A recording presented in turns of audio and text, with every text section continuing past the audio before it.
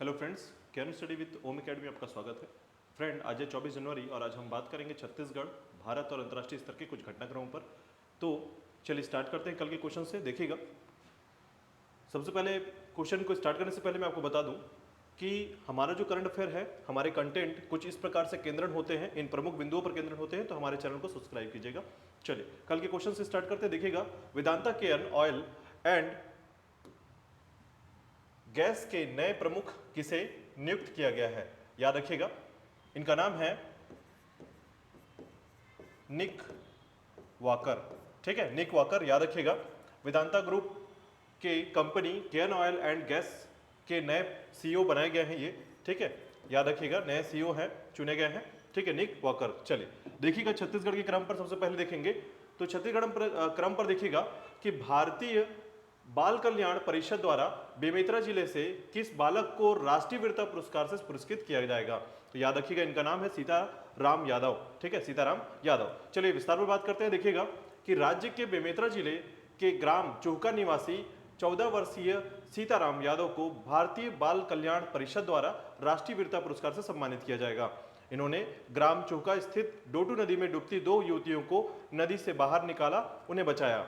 चलिए, सीताराम के इस साहसिक कार्य के लिए उन्हें 26 जनवरी 2023 को गणतंत्र दिवस के अवसर पर पुरस्कृत किया जाएगा।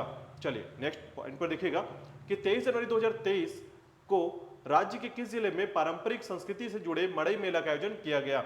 याद रखिएगा, जिला है कवर्धा। चलिए देखते हैं विस्तार पर। देखिएगा, कैबिनेट मंत्री श्री मोहम्मद अकबर कवर्धा स्थित ग्राम कापा में आयोजित मड़ई मेला में शामिल हुए। उन्होंने ग्राम कापा के में स्कूल भवन के निर्माण हेतु 11,48,000 रुपए की घोषणा की तथा मेले में सांस्कृतिक कार्यक्रम में भाग लेने वाले बच्चों को 25-25 हजार रुपए देने की घोषणा की। ठीक है, तो मुख्य बात याद रखिएगा, मड़ई मेला जो का आयोजन किया गया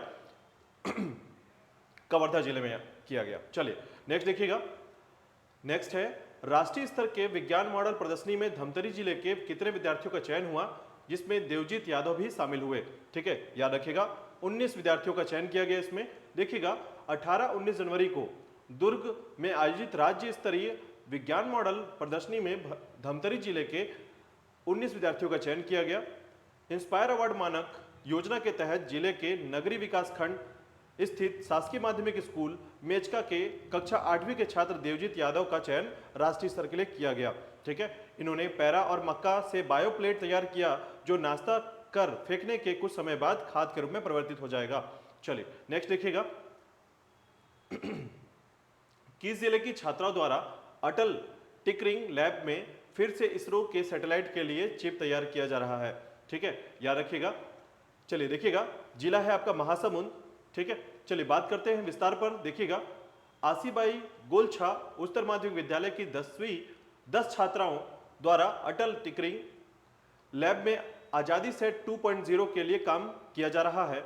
6 माह पहले इस स्कूल की छात्राओं द्वारा MSLV D1 के लिए जो चिप तैयार किया गया था, उसका वजन 8 किलो था तथा उस पर सेल्फी कैमरे सहित कई उपकरण लगे थे जो सभी चिप से कनेक्ट थे। चलिए नेक्स्ट देखिएगा, छत्तीसगढ़ के स्तर पर नेक्स्ट टॉपिक आपका, भाजपा द्वारा 24 जनवरी 2023 से किस राज्य में एक भारत श्रेष्ठ भारत कार्यक्रम की शुरुआत की जा रही है? चलिए नेक्स्ट आपका आंसर है छत्तीसगढ़ राज्य में, याद रखिएगा। चलिए विस्तार पर देखिएगा, छत्तीसगढ़ में रहने वाले दूसरे राज्यों के लोगों को जोड़ने के लिए एक भारत श्रेष्ठ भारत कार्यक्रम भाजपा द्वारा आयोजित किया जा रहा है।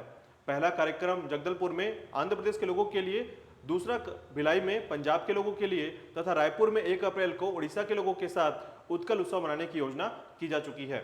चलिए नेक्स्ट देखिएगा, राष्ट्रीय स्तर पर India's knowledge supremacy the new dawn पुस्तक के लेखक कौन है? याद रखिएगा, इनका नाम है डॉक्टर अश्विन फर्नांडीज। चलिए देखिएगा विस्तार पर। देखिएगा, अंतर्राष्ट्रीय भारतीय प्रवासी डॉक्टर अश्विन फर्नांडीज द्वारा लिखित एक विचार उत्तेजक पुस्तक India's knowledge supremacy the new dawn launch किया गया। शिक्षा मंत्री धर्मेंद्र प्रधान जी के द्वारा डॉक्टर अंबेडकर इंटरनेशनल सेंटर में विश्व स्तर पर यह पुस्तक लॉन्च की गई है। चलिए नेक्स्ट देखिएगा, वर्ष 2025 तक देश का पहला हरित राज्य बनने का लक्ष्य किस राज्य का है? याद रखिएगा, हिमाचल प्रदेश।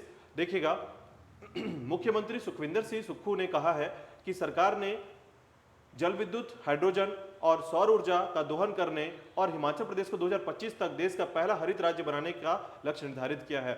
इससे औद्योगिक उत्पाद को हरित उत्पादों के रूप में बेहतर मूल्य और निर्यात में प्राथमिकता मिलेगी। चलिए नेक्स्ट देखिएगा, किस राज्य में 23 जनवरी को नोरो वायरस के 2 मामलों की पुष्टि की गई है? याद रखिएगा, केरल राज्य में। चलिए विस्तार पर बात करते हैं। देखिएगा, केरल के एर्नाकुलम जिले में नोरो वायरस से संक्रमित 2 मरीज पाए गए हैं।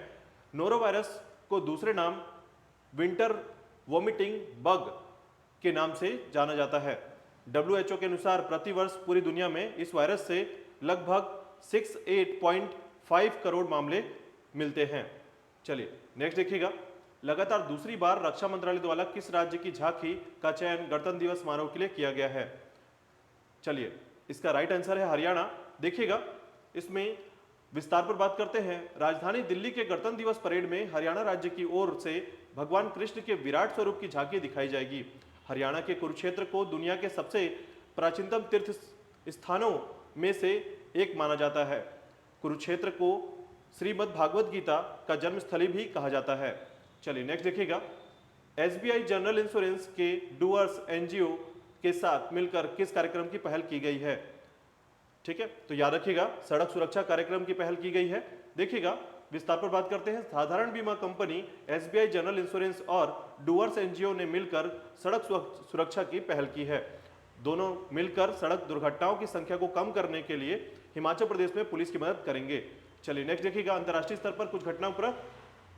प्रीमियर लीग के मौजूदा सीजन में 25 गोल कर टॉप गोल स्कोरर कौन बने हैं?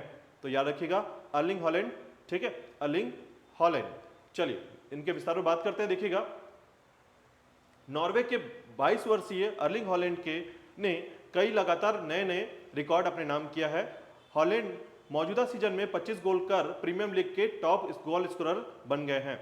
यह उनका 19वां लीग मुकाबला है तथा वे सबसे कम मैचों में हैट्रिक बनाने वाले खिलाड़ी बने हैं। नेक्स्ट देखिएगा, हाल ही में भारत, बांग्लादेश तथा चीन के मध्य किस नदी में बांध का विवाद प्रारंभ हो गया है? याद रखिएगा, ब्रह्मपुत्र नदी पर। देखिएगा, विस्तार पर बात करते हैं। अरुणाचल प्रदेश के केवल 30 किलोमीटर की दूरी पर चीन सबसे बड़ा बांध बनाने जा रहा है, जो कि चीन के मौजूदा सबसे बड़े 3 जॉर्ज से भी बड़ा होगा। यह बांध 181 मीटर ऊंचा और 2.5 किलोमीटर चौड़ा होगा। यह बांध मेडोक बॉर्डर पॉइंट के पास बनाया जा रहा है, जहां से ब्रह्मपुत्र नदी भारत में प्रवेश करती है। ठीक है, चलिए नेक्स्ट देखिएगा, इसके लिए भारत सरकार ने प्रमुख ब्रह्मपुत्र पर 3 प्रस्ताव जो है पारित किए गए हैं। ठीक है, परियोजनाओं से संबंधित है, जो परियोजनाओं को तेजी से पूरा करने का एक आदेश भी दिया गया है, या फिर इसे संभवतः इस परियोजनाओं के संबंध पे जो 3 बांध बनाने की परियोजना चालू की गई है उसके संबंध में देखिएगा। ब्रह्मपुत्र की सबसे बड़ी सहायक नदी सुबनसिरी पर ग्रेविटी बांध बनाया जा रहा है। कामेक पर 80 किलोमीटर क्षेत्र में 2 बांध बनाए जाएंगे, जिसमें 11,000 मेगावाट विद्युत तैयार किया जाएगा। बाढ़ नियंत्रण में सहायक दिबांग परियोजना की जल्द मंजूरी मिल सकती है। ठीक है, तो याद रखिएगा, ये चीन के कार्य को देखते हुए हमारे भारत के उत्तर क्षेत्र में 3 बांध परियोजना के संबंध में प्रमुख परियोजना है, याद रखिएगा। चलिए नेक्स्ट देखिएगा, विश्व के 6वें क्रम के प्लेयर रूसी एंड्रे रूबलेव किसे हराकर ऑस्ट्रेलियन ओपन के क्वार्टर फाइनल में पहुंच गए हैं? याद रखिएगा, होल्गर रूड को हराकर। चलिए विस्तार पर बात करते हैं। देखिएगा, एंड्रे रूबलेव ऑस्ट्रेलियन ओपन के क्वार्टर फाइनल में स्थान बनाने वाले पहले खिलाड़ी बन गए हैं। 23 जनवरी को 25 वर्षीय एंड्रे रूबलेव ने डेनमार्क के होल्गर रूड को हराकर इस प्रतियोगिता में अपनी जगह बनाई है। 25 जनवरी को एंड्रे रूबलेव का मुकाबला क्वार्टर फाइनल में नोवाक जोकोविक से होगा।